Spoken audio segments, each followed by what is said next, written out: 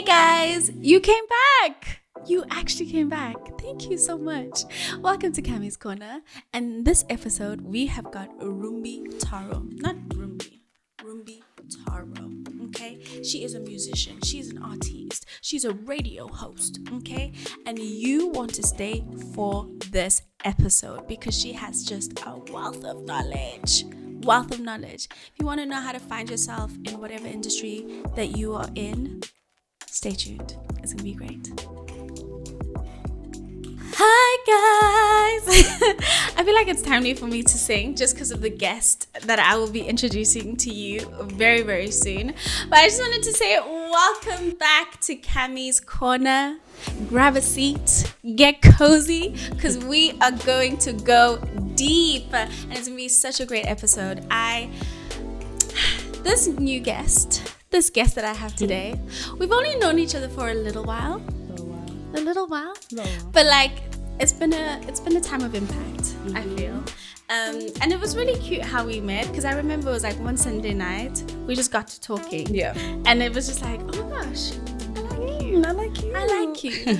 But outside of me just liking her, this person is just immense and so beautiful and gorgeous, both inside and out.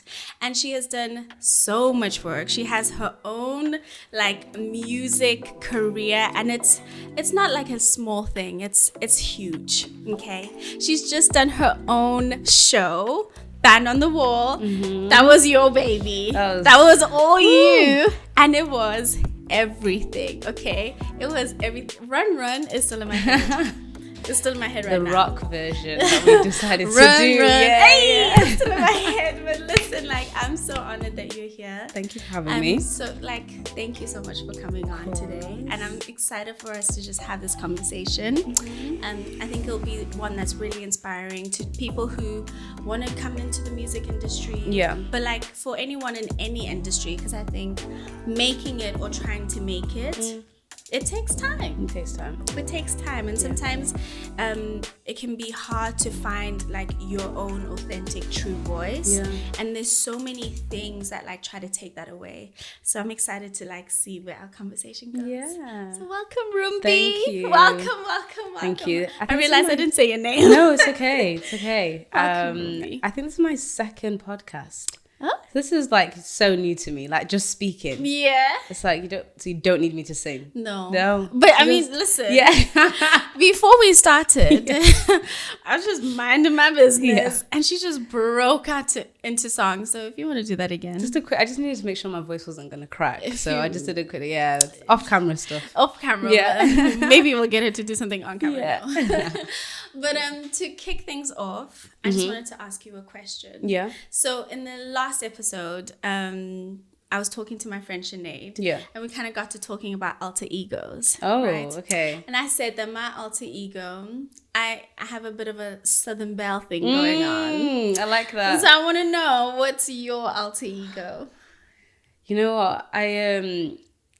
You know, like the whole like Sasha Fierce thing. Yeah. It's like that, but just not as fierce. Okay. So like I started doing this thing when I'm performing of like, actually when I go on stage, I need to step into being Rumbi Tauro.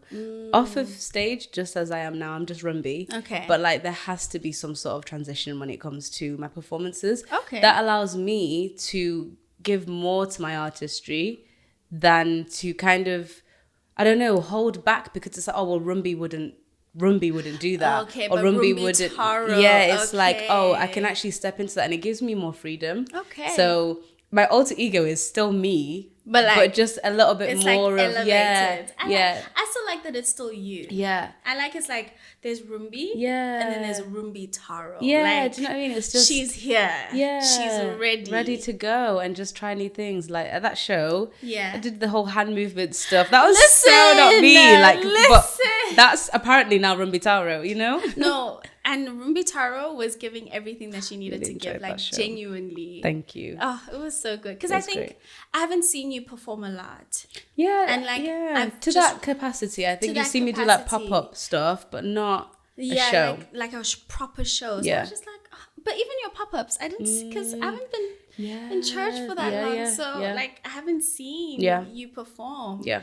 And it was great. Different. It was really so great. Much fun. But yeah, just like on what I said about the vision of just the topic and like what we're talking about today, I think you are at a point in your career where things seem to like they're moving. Yeah. You're getting somewhere. Things are happening. Yeah.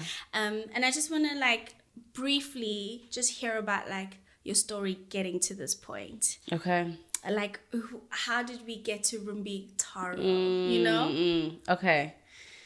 So, I started...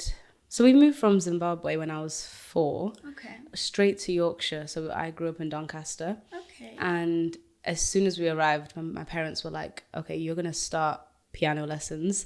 So I started private tuition, piano lessons every Monday. I had to do that. I liked it for a little while, but then it started to get hard. Yeah. And I was like, I don't want to do it anymore. I don't want to do it. They're like, yeah, there's no way. You're not quitting. So I was like, okay. So I did that. And then after a little while, I started violin lessons. And that was through school though. So that was like a free thing. You just had to pick an instrument. I wanted to do the flute, but I had asthma, so I couldn't. My lungs wouldn't allow me. Your lungs said, yeah. So yeah, my dad was like, "Why don't you just do the violin?" It was that or like the ukulele really or something so funny. So who knows? I could have been like a renowned flautist. Is it flautist? I think so. Hey. Person that plays the flute, but yeah, I've not quite made that. But yeah, I did the violin, and that was fun. And then that's when I started to understand more of like community when it comes to the music industry, because piano was very isolated, not in a bad way, but you play by yourself. Yeah. With the violin, I was part of an orchestra, so I now had my violin lessons at school. Then on a Saturday, I was now going to my orchestra. Okay. That was so much fun. And then all this time now, around the age of around 7, 8, I started singing at church. I was part of the kids band, and then after that, I joined actual band at the age of like 10 when I was way too young. Like proper band? Like no youth band, but I was 10. I'm not youth, I was still kids, but they needed me. That means so your voice was like somewhat proper. Mature at the time. So yeah, so I joined actual band, youth band when I was like younger. It's actual. It's an actual band. Actual band. And yeah, so that, my whole childhood was musical. Like all the kids that got a chance, if they did get a chance to do things where it was like, I don't know, like dance or acting or whatever that looked like for your after school activities, mine was just music in some sort of capacity. And I kind of carried that on from leaving A levels. So sixth form, I did music as well. I got like an A and A star in music. Come on. But I got like an E in psychology. I was so bad at everything else. Music has always been the one. That's it. Listen. I'll show you that this is where you need to go. Honestly, so bad. So bad. So because of that, even though my music was really good, my everything else, so psychology and sociology were really poor. I really tried. That's what upset me. I was like, I really gave it a go. But yeah, I ended up... In percentages, like what is that? Because we don't have E's in South Africa. It's like 30-ish%. Okay. It's bad. Because that would be like a D for us, I think. Yeah, it's bad. It's lower. Or maybe I'm right. I don't know. Yeah, that's okay. It wasn't good. It was definitely not 40 or more. So yeah, I tried. Okay. You are a musician. You are an I made artiste. it now. Yes. Okay, you are a creative. Exactly. So yeah, that happened, and I was trying to apply to go to uni to study the music business. Yeah. But because I didn't have the grades in total, I managed to get through via clearing.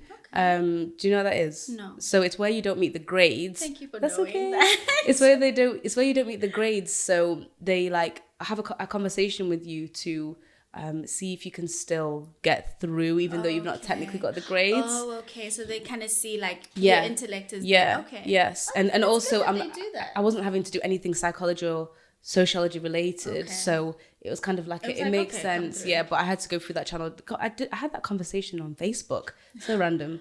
With the university. Yeah. It was that or calling them. Okay. So yeah, anyway, went to uni and I did music. I studied the music industry, specializing in media and communications. Okay. So I did not have to create music at all during my uni career, and it was good because, to be honest, at that point I wasn't ready to do so. I went to a couple of like live events and saw people. I think I maybe sung in Birmingham twice in my whole 3 years.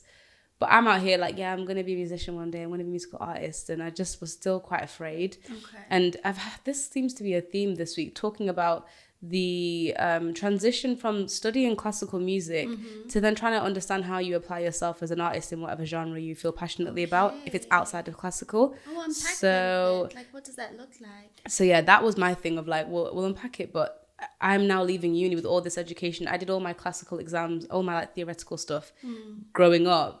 But now I'm like, all right, well, I don't want to be a classical musician. I want to be an R&B soul artist. And moving back home after uni, I then decided to just work for a bit. So I worked at a call center. Okay. That was great. I got my car. Yes. And because I worked for an insurance company, I got like half price insurance for my first year. Oh my God, it was really good. So you were just living your life. Living life, She's went on holiday. She's got a job. Honestly, I was like, this is great. But then after a little while, I was like, why do I keep still thinking about music? Like, it just... I tried to forget it. I sat my mum and dad down once, and I was like, I just don't think music is for me. How did that happen? How did we get to the music is not for me? Because I'd applied for like The Voice and X Factor like 6 times, so many times. And for me, that was the only way I understood of how to make it. Again, talking about my classical background to then trying to make it on like this side. Okay. It's like, well, surely this is the only way that you can actually do that. So applied, and with those type of talent competitions, you have to send a video, and then if you're successful, you will have a producer audition, and then they bring you back like the next day or a week after for a second producer audition, and then after that you then go in front of the judges. So I never qualified further than the second producer one. So for me, that was like, I remember it was like November 2017, and I was like, if I don't get through this voice audition, I'm done. I'm not doing this anymore. Literally didn't get through. My bestie came to support, didn't get through, and I went home and I was like, well, that's it. Like, I'm going to finish my degree and I'm just going to find something else to do. And that's when I got the job, and I was so happy because it's like, fresh start. This is a new beginning. And then a year later, almost a year later, that job, the conversation with my parents had already happened where I'm like, yeah, just don't talk to me about music anymore. I quit. So they were like, okay. Your parents like, okay, if girl, you say so. Sleep. Yeah, literally. They're like, have you eaten? Okay. I was like, I've eaten. I mean, I'm of sound mind. I don't want anything to do. Honestly, they were like, go to bed. Is everything okay? Yeah, just you're gonna be alright. I was like, no, I'm done. And then anyway, I quit my job in the December of 2019. Okay. I was like, I'm going to be a musician, and they were like, okay. And they just honestly, my parents, the love runs deep because there's just been so much grace, like all my life growing up. Like they were like, okay, so what are you gonna do? I was like, I'm just going to figure it out as we go. And the January of 2020 is when I started thinking about what to do.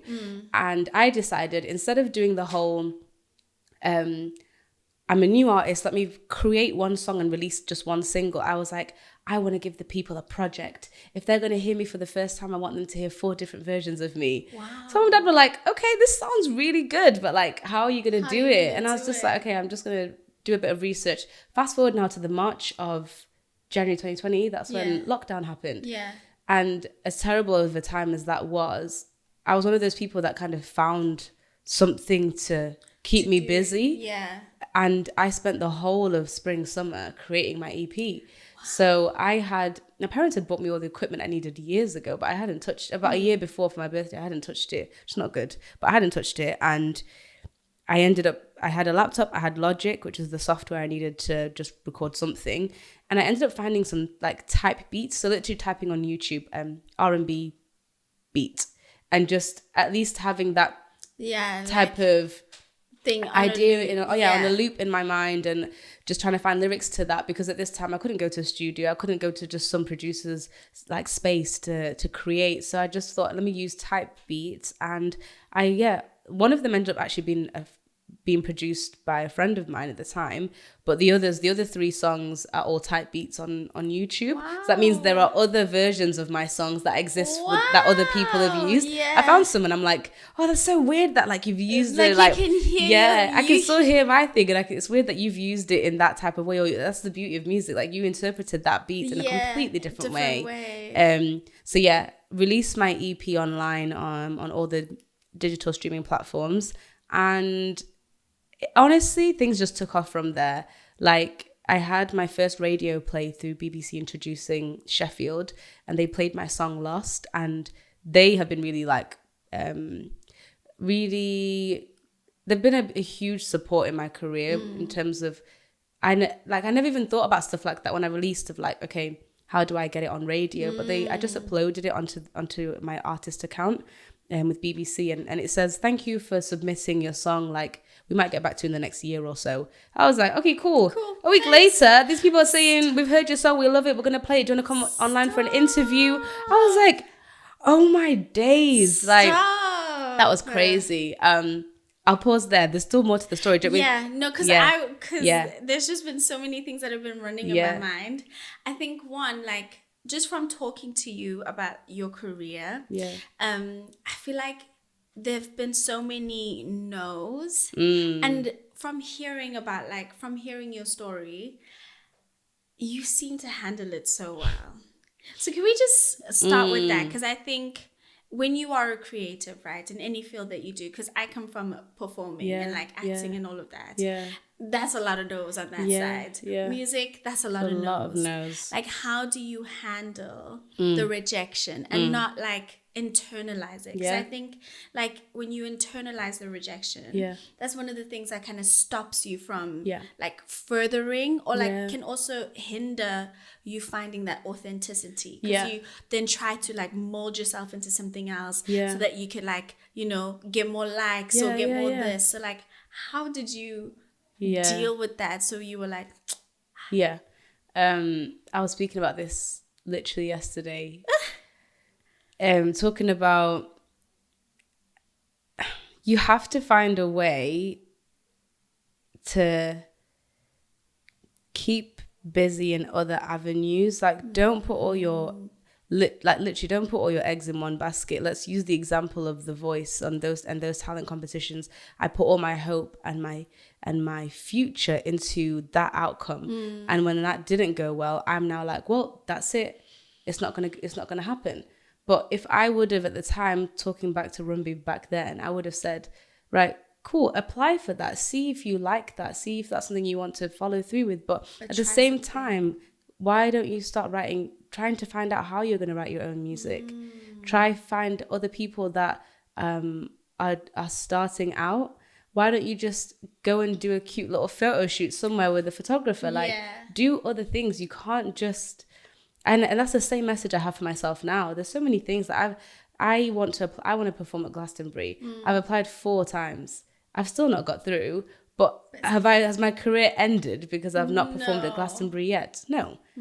I'm busy with other things, and I've had to make sure that I'm not always just I'm trying to, I don't know, put my worth or my career into one opportunity. Sometimes I'm not ready for that. I think that's so powerful, like, especially just what you said there, like, I'm not ready for that. I think, one, because like we have the Christian like background, like, and we believe that God does things at an appointed time, because he knows like when the right time is. I think like, I don't think we really truly understand that. Like, sometimes we're just not ready for it. Do you know what I mean?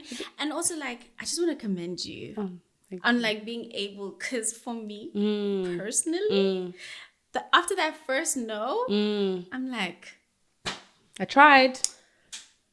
It's just not meant to be. It's just not meant to be. But like, you're still going. Have to. You're still applying. And I think like what you're saying about putting your eggs in different baskets and like seeing how else you can progress in life, like that's so important, because I think we can all have that tunnel vision, can't we? Yeah. We're just focused on this and focused on this. This is what I want.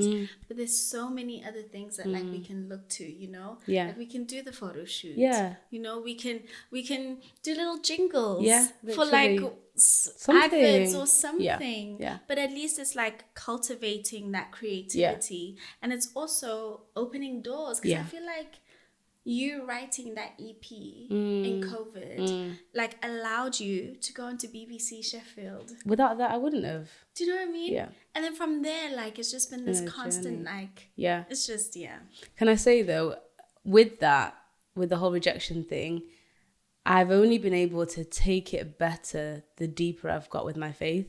Like before, when I started, like I've been in church my whole life. Yeah. Literally from like the week after I was born, we were there. You were in we church. were there. Like, and that's just been my life. Even when at uni, like I just got planted in a church there, and then when I came back home, the same thing. I'm in Manchester now.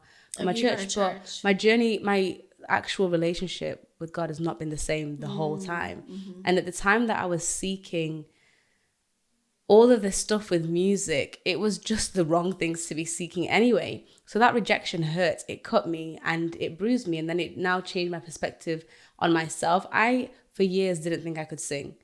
For years, like it was just crazy. Honest, the devil himself. The devil himself. I thought I couldn't sing.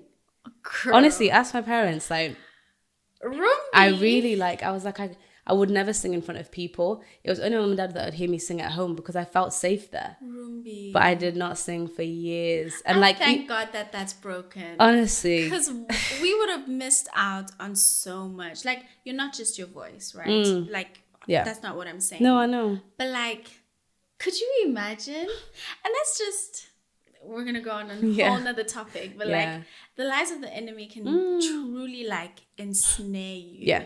And that's what he wants. Like, he doesn't want this Rumbi. He doesn't want the Rumbi Tauro. No. He doesn't want you to be, you know, on Sheffield, BBC Sheffield, Band on the Wall. Like, all these things that are happening for you. Yeah.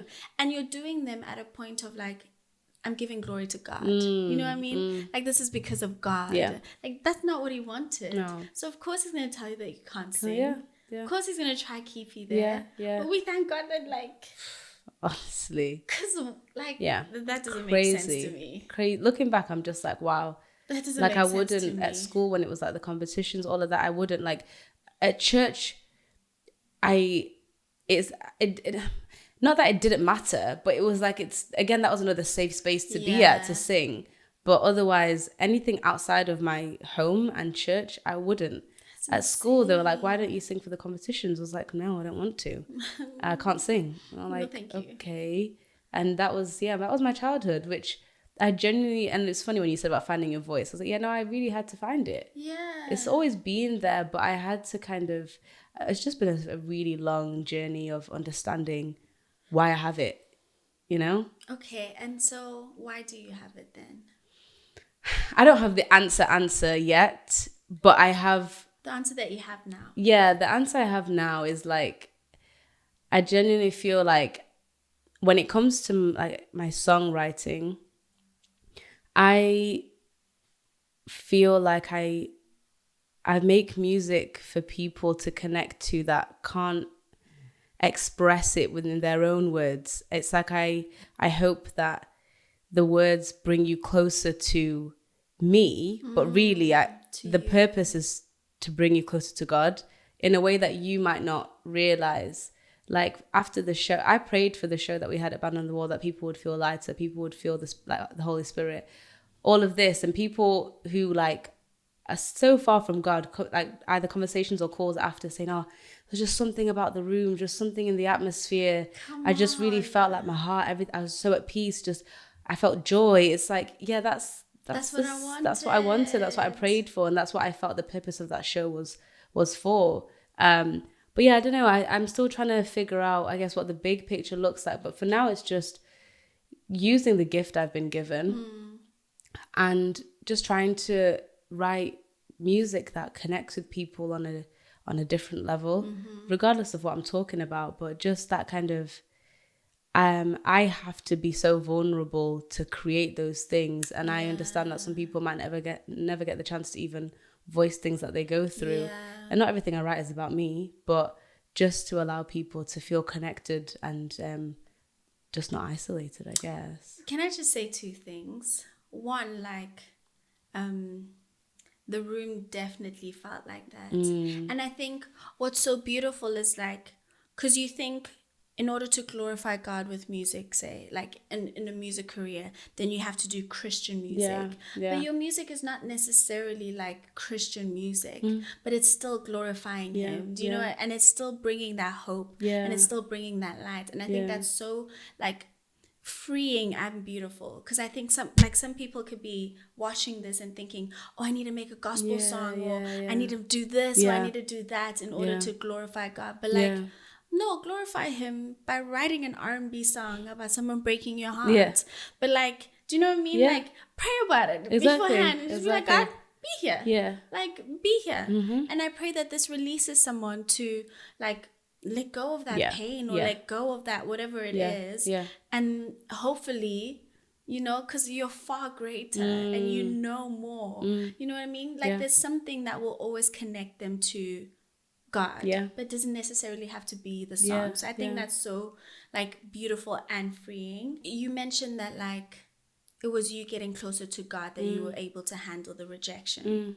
So how did that all happen? I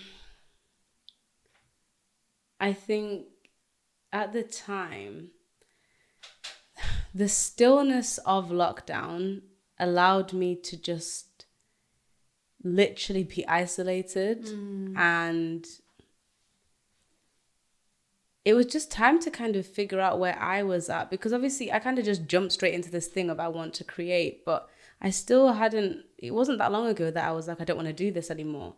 So in the moments of silence of, okay, I want to try create, what do I ever want to talk about? My EP is about heartbreak, about self-discovery, and just realizing that, oh, actually this, even though that this what I went through was bad and it was really hard, like I'm a way better version of myself now. I'm leaving with so much more knowledge about like so much anyway. So with that, I'm not trying to process feelings, emotions, and even just figure out where I'm at with my faith journey then. And I think it was only maybe a year and a half later, so what, about like mid 2021, almost beginning of 2022. Wow, okay. That's recent. When I was like, okay, like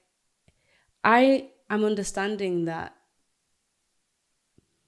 I can only do so much, but I'm not actually in control here.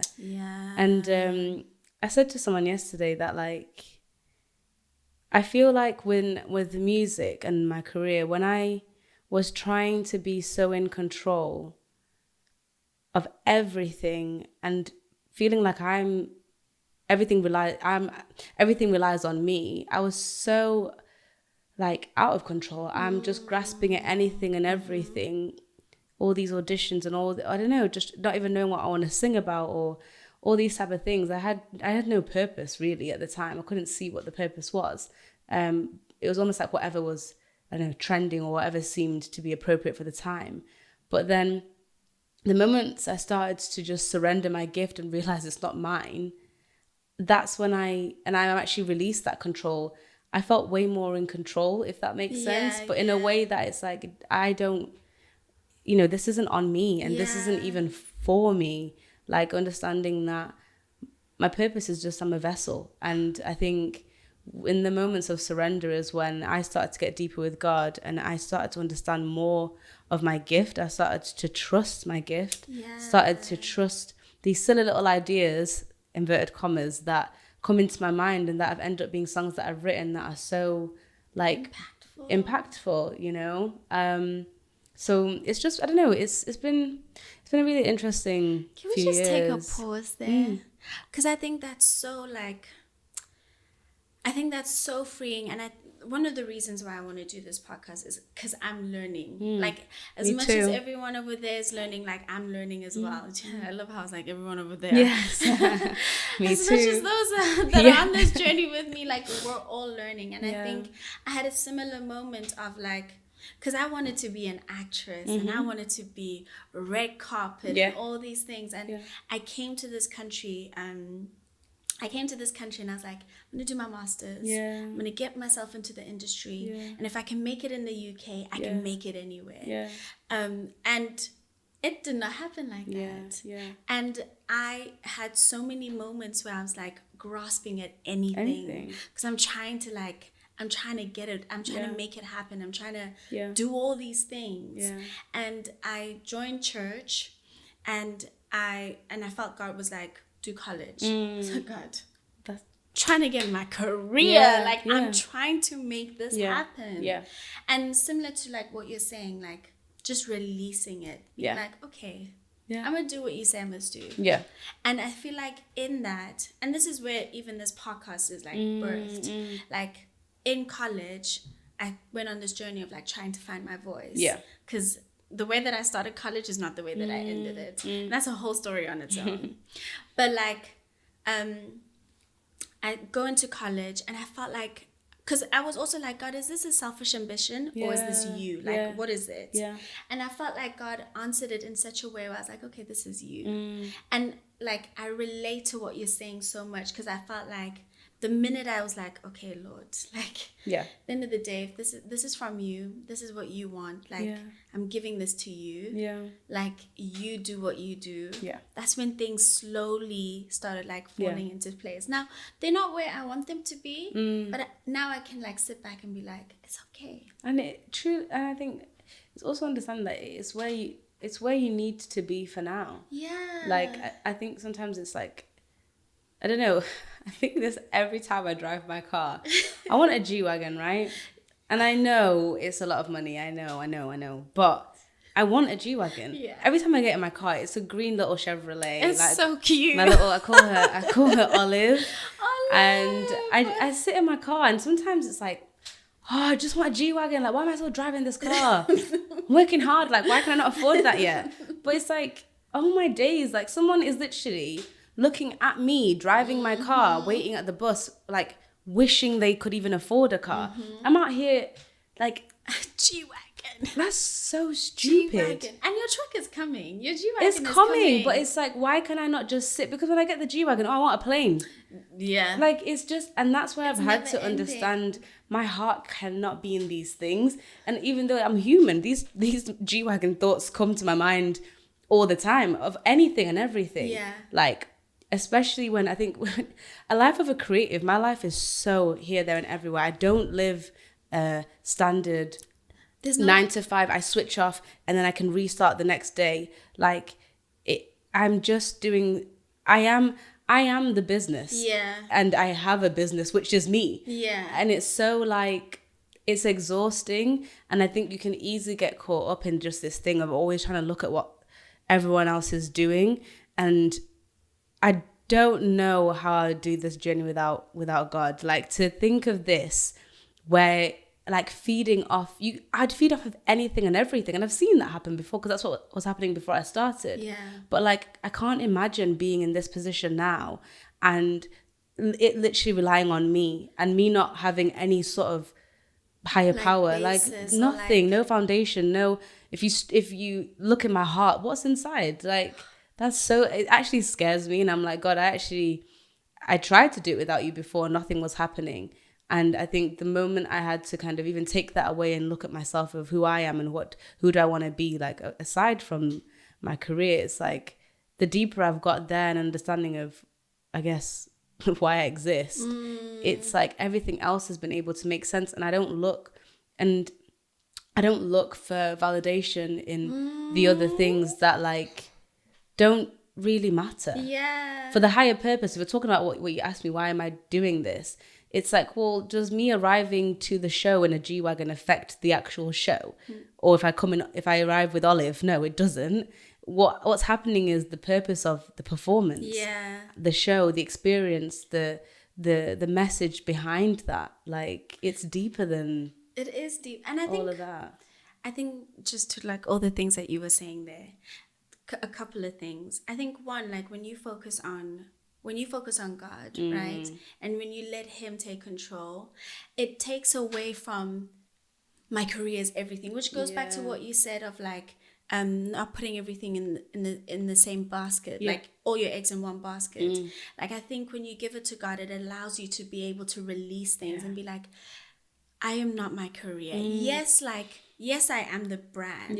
Rumbi Tauro is the brand, but my career is not on my shoulders. It's not. Everything, like it gives you that release of like, it's okay. Like if everything were to burn down, and my career were to go into the dumps, like I can still wake up tomorrow morning. I'll be sad. I'll be heartbroken. But I can wake up tomorrow morning and trust that there's something coming.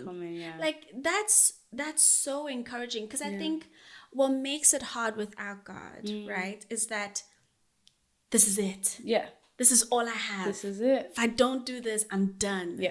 And that's why when the crash comes, because sometimes they come, you might not lose your career, but like the crashes come. That's people can't get back up. Like people can't start again. People can't pivot. Literally. Like, and I think that's so like encouraging and again freeing, because it's like we're so desperate to like make it. We're so desperate to like kill it. We're so desperate to like make a change. But it's like, take your time. Work on your heart. Work on yourself. Because like when that comes, what are you going to say that's of impact? What are you going to do that's of impact? Like what you've got the stage now. What are you going to say? And how are you going to maintain it? And how are you going to maintain it? Because like, and even to what you were saying of like, I can't fathom how I would do this life without God. Like do all that I'm doing now. Because I think when you have God and when you have sound counsel around you, they remind you, this is great. Like you're killing it. I'm so proud of you. But sis, let's you've got Olive waiting for you. Exactly. She's in the parking lot. Let's go. Like let's keep it humble. Let's keep it easy. Literally. Like because then it's that I'm big now. I'm here. I've made it. I'm this. And then you stop learning. Because you think, well, you start to then put yourself at the center. It's like, well, this I did this. That's crazy. That's crazy. When? No. When did you do that? When did you call BBC Sheffield? No. Honestly, it is so easy to lose track. And you just gotta stay anchored. Like, and I think it just makes things make a little more sense. Because even like now, like fair enough, honestly, I'm the busiest I've ever been, but as chaotic as things are, I still have so much peace. I love that. And it's like people, I just don't get how you like just handle it all. I'm like, but I don't know. I mean, I do know, but like, you know, I'm still at peace because like God has just been so good. So like he already saw this before I did. So why is he now gonna get me to these positions and then just be like, okay, now time's up, it's done. Like, is it safe to say that you feel like the more that you found God, the more you found your voice, and the more that you found like your purpose in your career?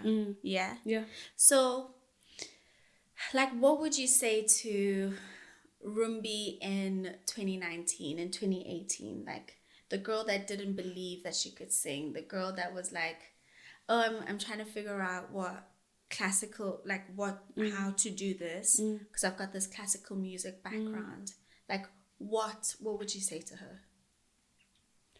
I would have said, get out of your head, pray, and just crack on. Like you're wasting so much time just thinking about things. Like I would have the audacity at the time to not even okay, kind of audacity at the time to be like, like I'm gonna like perform around like the world and stuff. I hadn't even created one song. But that can still happen. No, but I'm saying at the time, it's like I was just talking with zero action. Ooh. Zero.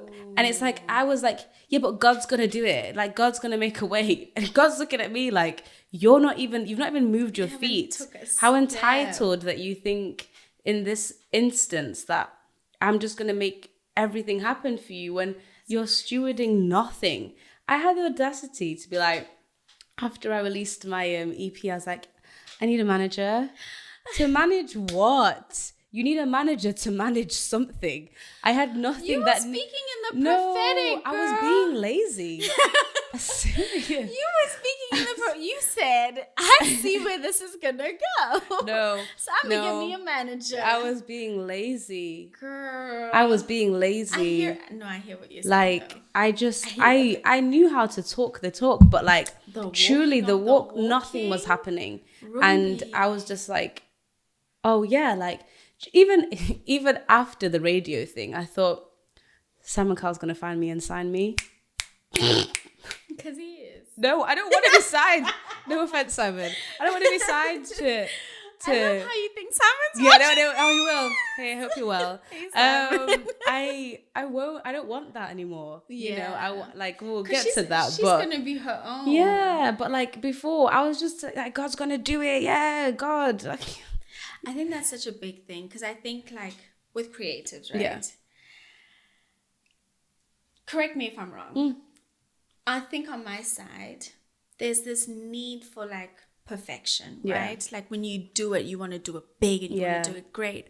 But I feel like it also paralyzes you. Oh, yeah. And so you're saying all these things that you're going to do, but like there's no action. And I think sometimes the reason why there's no action is because people are like, okay, where do I start? Yeah. And I think what's so beautiful about like your story is that you just Googled on YouTube. Yeah. Type beats and just cracked on. Yeah. So like, explain that more, or not even necessarily explain it more, but like for people out there who are like, I don't know where to start. Like, where do I start? Yeah. How do I start? Like, what besides beyond the type beats? Yeah. How can we do that? Do you know what I mean? How can we let go of the perfection? Because I'm sure we're still there, right? Yeah, like you still wanted to do something great. Yeah. But like, how do you release it enough where you're like, okay, I'm gonna start with the little that I have. One thing that I always say is you have to figure out what sounds like an elevator pitch, but what does success look like for you? Like, you can't, me saying I want to make it in music and someone else saying I want to make it in music could mean two different things. Yeah. For yourself, you have to figure out, do you want music to be a job? Do you want it to be a hobby? Do you want it to be a part-time thing? Do you want it to be a full-time thing? Do you want to perform live, or do you want to just be in the studio and songwriting? Do you want to you have to you have to think of it as a business. And it's so hard when you do that because you're telling someone who has a passion and a love, or it's a hobby for something, to now put their business mind on. But you have to do that first in order to figure out where you're trying to go with it. Because for me, just thinking of just things to tick off as goals, for me, musical success looks like I want to be a recording artist and a performing artist. So I want to tour the world. I want to take my music wherever I can. And I want to be in the studio recording albums. And then there's other stuff on the other side of that. But that's what success looks like for me. Success for my friend Rory is like, he wants to do other things, but we're not chasing the same things. You've got to figure out where you're trying to go. And then once you've done that, you can now, what I recommend doing if you're in the UK is like finding wherever you're based. If it's a small town, find the town nearest to you. Find like artist development places. Do not pay. You don't pay for those ones. They are free. So you find artist development companies that will just mentor you, either for a one-off session or for a month. Or I've had a couple now where it's been like a year. So, you know, I've needed that help because I'm tapping into an industry that I don't know about. Yeah. Or it's fine to read up about it, but it's so different when you're actually in that world. Yeah. So I'd say figure out what does success actually look like for you. And you don't need a life plan. Just for the next 2 months, what does that look like for you? For the next year, however far ahead you can allow yourself to think, that's what you need to do first. You need to find some sort of artist development, mentorship, or online sessions. PRS do a lot, literally the letters PRS do a lot of online sessions for people trying to get into music, help musicians, and Musicians Union also do a lot of free webinars just for people trying to get started. Also, the final thing is on the BBC page, The Uploader, they have a lot of videos for, again, people that are trying to just get started. It doesn't matter about your genre. But there's so many free resources. I benefit more from videos. I'm not really fussed about reading things, but just have some sort of plan and that's so helpful. Lean on community, because I tried to do everything myself for a long time, and then I realized, I don't know what to do now. And the mentorship really helped me. Even yesterday, I had a catch up with 2 of my mentors in Sheffield, and they've been on a journey with me for the last 3 years. And it's just been amazing to kind of discuss, I guess, my growth over the last couple of years with them. But now I mentor people because, you know, you get to that point where it's like, I'm not super advanced in my career, but I've learned things along the way. And I think there's beauty sometimes in finding someone that's not too far away from where you are, because I remember what I was doing 3 years ago. If you asked me in 10 years time how I started in music, I probably would be like, I remember the first thing, but the in-between is a bit of a blur. So trying to find mentors or people that are around you that are not too far away from where you're at, and also people that are way advanced and can actually pour experience into you. I love that. I love how you like give practical ways, but also just the mentoring is so important, especially like mentoring and being mentoring and being mentored, because I think it's 2 different relationships. And I think in like you learn with both. 100%. You'll always learn with both, because I feel like sometimes, right, again, with like creatives and wanting to be a creative, sometimes we can be fearful of the ones coming up under us. And I think like when you're speaking life into someone, it helps with that. It helps to alleviate that fear, because, well, figuring out your own brand definitely helps with that, because then you're not really like threatened by like what other people are saying or what other people are doing. But like also just being able to realize the good in other people and like speak life into them, like also helps in, you know what I mean, like bringing it back and being like, okay, I'm not going to be like you are great and I'm not going to be threatened by that. But I feel like it's so humbling to get to that point. So I think that's so beautiful that you like mentioned that. But I think is like the question that I wanted to ask, you spoke about like turning music not just to be a love, but like how did you turn it into a business? Was that a struggle for you? Like, did it come easy, or was it a thing of, I need to learn this? Because I think like it's easy to love something, but like how do I make it? You know?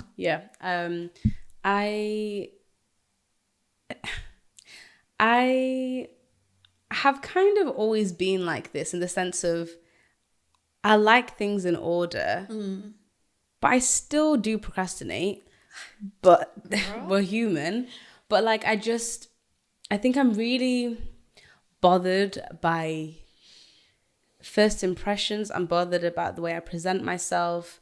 I'm bothered about my legacy. So it's like I've always just taken all of this very seriously. Even I know I was saying earlier, like I was just talking in confidence and I wasn't doing anything. But it's like I was still serious about the things I want to do, but I just wasn't actually doing anything. But I think I'm always, because of how passionately I feel about music, I've always just realized I need to take this seriously. And for me, impressions and legacy are really important. I love that. So I don't take it lightly whenever I have a work opportunity or a business thing, or like speaking to people, getting to know people. Like I care for people, and to an extent I do care what people think of me, but I don't allow that to like, I don't know, determine my worth, but I care how you perceive me, because I hope that I am perceived to be a kind, warm, loving person, because that's what I am. But it's like, I don't know. Anyway, so with the business side of things, I've just always realized there has to be some sort of direction. And even if I don't really know, like, there's been so many things I've said yes to that it's like, I'm not qualified for that, but we're going to figure out as we go. Listen. Because I do feel like it's the right thing for me to do. Funny story, I tweeted once to perform, Parklife had released the lineup. Yeah. And I tweeted them like, oh, I'd absolutely love to perform. This was last year. I absolutely love to perform. And then the actual account replied to me and said, oh, hey, we've listened to your music, we absolutely love it, email us, we'll discuss. Emailed the guy, and we had a great conversation. He was like, let's do it. He's like, unfortunately, I don't have any more singing slots left, but I do have a DJ slot. It's like, this sounds great. He was like, have you DJ'd before? I was like, nope. He was like, okay, well, you've got 6 months to learn. I would be DJing in front of 10,000 people. I was like, because I was gonna be DJing in the VIP lounge, in the VIP area of Parklife. I was like, yeah, this sounds great. Oh my days, yeah, I'm so down for it. Oh, guys, I come off this call, I'm like bouncing off the walls. I'm like, I'm doing Parklife, and then the day after, I'm like, right, I need to learn how to DJ. I go on YouTube to watch a tutorial on how to DJ, and I fell asleep. I watched it again the next day. I was like, right, we go again. 10,000 people, Parklife, like my DJ debut. Fell asleep again after 5 minutes. I just could not. Luckily, it ended up falling through. Yeah. Thank God, because I would have embarrassed my family name. Guys. I had no business saying yes. So sometimes do not waffle your way into situations, because if that hadn't fallen through, that would have been really embarrassing. Because now I have a radio show and I am learning how to DJ. Come on. But this is the time for me to do so. But that last year, I had never even touched decks in my life. That makes my cheeks hurt. I'm sorry. Oh my days. I remember my mum and dad, I was like, I'm doing Parklife. They're like, oh my days, that's amazing. Who are you going to take out of your musicians? I was like, I'm DJing. They were like, what?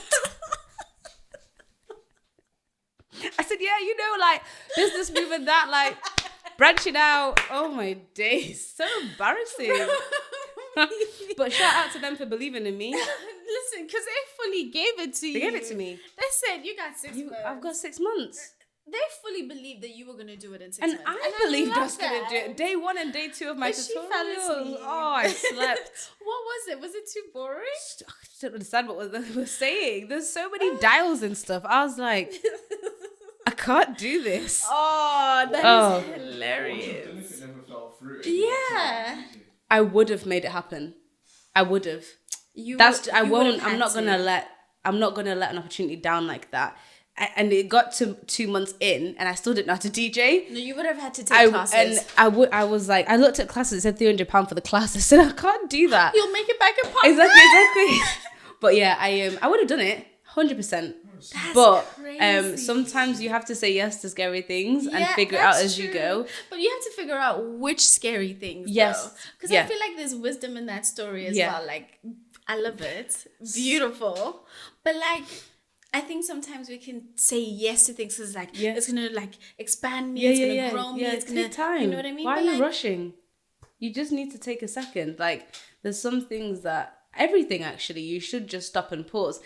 When I was on that call, he said that, and I said yes straight away. I didn't even say, oh my days, thank you so much. Can I get back to you? Yeah. I said yes in a heartbeat. After the call, I said, what am I gonna do? But I've now learned I need to like just take a second, pause, pray. How am I going to do this? How does this coincide with my life right now? Like, I physically now cannot say yes to everything. Yeah. So I have to make sure when I say yes, it's the right yes. It's a meaningful yes. A meaningful yes, yeah. So I love that, because there's definitely, like, there's such wisdom in that. And I love how you, like, that God again worked it around. Because look at you, you're DJing now. You're DJing light, now. but Light yes, DJ, but we're it's learning DJing as we go. I've got a radio show. nonetheless. Like, it's just that was the right yes for me for now. You know, compared to the park life example. But you know, even with the whole radio show thing, I tweeted about this, right? Saying I would love to have my own radio show. 4 days later, I get a message and I prayed about it, but I just tweeted anyway after. 4 days later, I get a message in my inbox from a musical friend of mine who is a DJ, and she was like, hey, we've been thinking about you for a while, and we'd absolutely love to see what you think about having your own show with us. I said, I'm sorry, I just sent question marks. I said, have you seen my tweet? She said, what tweet? I said, no, get out. That is ridiculous. Get out. She was, and I sent her the screenshot. She said, wow. Like, that's crazy. That is no. ridiculous. And I was like, God, you know what? I need to start asking for things more. I need to start asking for things. Thank you for saying that, because literally I was going to be like, Rumbi, I think your story has been teaching me so much. Like, genuinely, I am so, like, I admire, like, just the way that you carry yourself and just the things that you've done. Mm-hmm. But I think, like, it's just, there's power in asking. And I think, like, they always say, like, I mean, God says in his word, ask and you shall receive. Yeah. Seek and you will find. Mm-hmm. And I think sometimes we always, like, one, we limit God. Yeah. Two, because we've limited God, we limit what we ask of him. Yeah. And we then limit ourselves. Mm-hmm. And God is like, I am the God of heaven and earth. Like, I am the King of kings and the Lord of lords. You are my daughter. Yeah. Ask me. Yeah. Like, I have wisdom, like, I know your life. I know the plans of your life. Yeah. So I will say no to the things that, like, aren't for you. Yeah.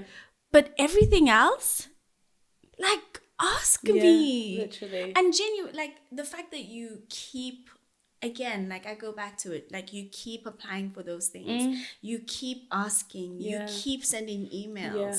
Do you know what I mean? Yeah. You put things out there. Yeah. It just shows, like, this, like, confidence in this thing of, I'm gonna put it out there, and I'm gonna see what comes back, and just see, like, I think there's a balance of, like,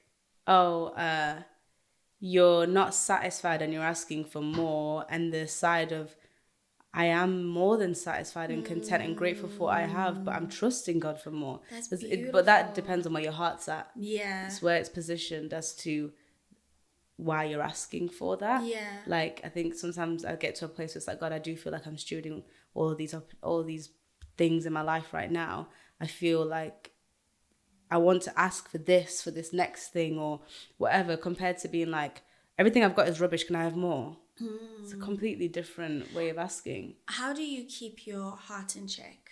Because I think this is not the first time that you've mentioned your heart and your heart posture. And I think, like, again, in this industry and in any industry, just in life in general, like, we can get so caught up on, like, the next thing, like, here, there, everywhere, you know? Like, how do you keep your heart in the, God, thank you for this, but Lord, you know, I would like this. And it's a two-part question, because what was your reason for wanting a show as well? Like, what was your reason for wanting a radio show? Because I feel like that will, you know what I mean? Yeah. In terms of, like, because there's you can want a radio show to just be famous. Yeah. But you can want a radio show for whatever else. Okay, great. I guess with the first part of the question is more so leaving.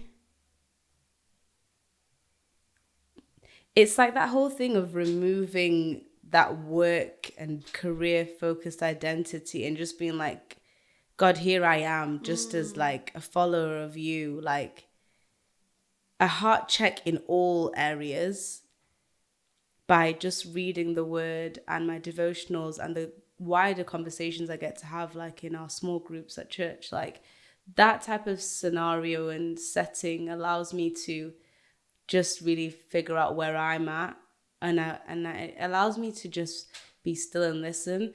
Funnily enough, like, on a Sunday, if you see me at church or just during worship specifically, I don't usually sing, because I just feel like I just need to be still and quiet and just really listen. Yeah.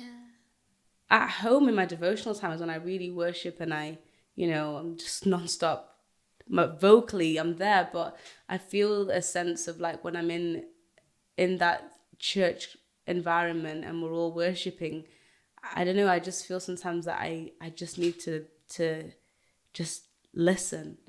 And that's in those moments are where I'm able to kind of really have that full check, I don't know if that quite answers the question. No, I think for it the does. First part. I think it does, because I think like to keep your heart in check, like there are those moments where you have to just listen.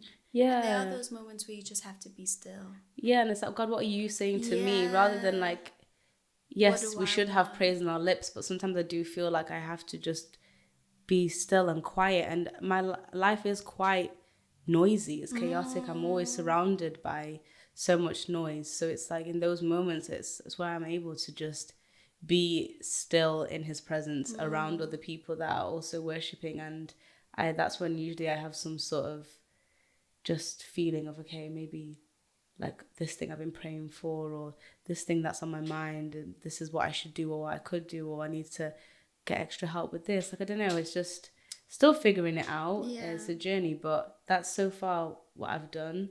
And so weird in the sense of there'll be different things that I'll read about, and then it's like, oh, I had a conversation. I was thinking about that the other day. Oh, I spoke about that with someone the other day. Oh, and I'm like, oh, okay. So there's definitely there's a sign here. There's a message here that I now need to take forward into this thing that I've been thinking about.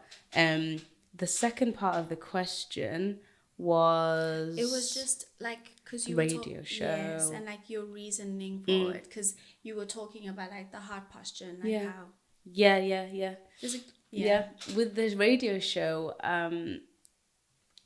I've just always had a fascination with radio. Like, it's something that I've tried in all things with my career so far. I've tried not to box myself in of just like, okay, well, because I've been introduced in a way of I'm a performer.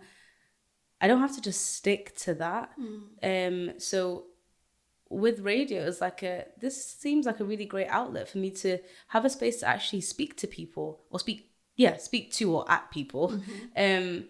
But it's a chance for me to just learn something new and not kind of box myself into, oh, well, I don't want people to think that I'm now a radio show host instead of a singer, musician. Like, I'm all of it. I'm all of it. And it's okay to do that. It's okay to kind of have something on this side, let's say the performance stuff, in check. I know what's going on there, and we'll continue to elevate that. But it's okay to take other things on. It might not be a forever thing, but just for right now, I want to learn new skills and not kind of go into autopilot mode. I think it's so easy once you've kind of realized, oh yeah, I'm good at that. You just stick to doing that all the time.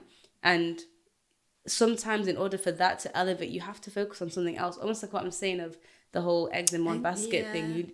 It's fine for things to be going well, but sometimes it doesn't mean that that's all you need to be doing. It's okay to kind of branch out and see what else there is to you. Like, I think the thing that excites me the most about anything to do with music or creativity is that there's always going to be another level to another layer, to like unfold.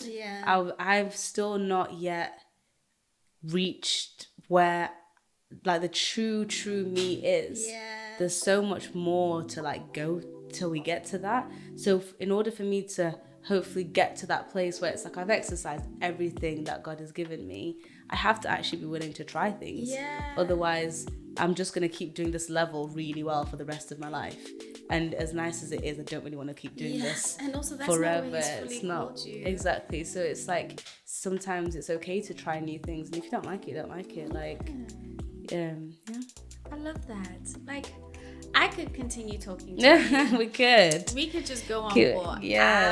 Yeah. And I just feel like maybe it just means that we're just gonna have to bring you back. A part 2, yeah. We're gonna have to do a part 2, part 3, part 4, yes. part 5, part 6. We'll have like quick takes with Rumbi. Yes. Like, oh, I love that. No, not Rumbi. Yeah. Rumbi Tauro. Yes. But like, thank Rumbi, you. I think I've said it so many times, but honestly, like, one, thank you so much for coming. Thank you for having me. I appreciate you so much for just like sitting and talking with me. My pleasure. And I'm just so like, I admire you so much, and I'm so excited to see where God takes you in your career. Like, it's gonna be so beautiful. And listen, I'm gonna be right there. Yes. I'm gonna be right there in the front, just like, yeah, she's doing it. And like, you are multifaceted. Like, you are. And this is just the cusp, which is so exciting. Like, this is just the cusp. So I just want to say thank you so much. Thank you for having me. Thank you. And yeah. And that, like, this is the wrap of the second episode. Guys, we can do 2 episodes. I just want to say thank you guys for listening, staying on with us, keeping on with us. Come back next time. We will be right here. I'll be right here. Rumbi gonna be at an award show. She gonna be doing the things that need to be done. But thank you so much for joining us. I can't wait to see you next week. Cammy's Corner. Oh, the jingle! I really don't know what I'm gonna do about this jingle. I need time. Okay, fine. I need time. Next time, we will have a jingle. Yeah. Done by Rumbi Tauro. Yeah. Herself. Cammy's Corner. Cammy's Corner. It's coming out soon. Coming out soon.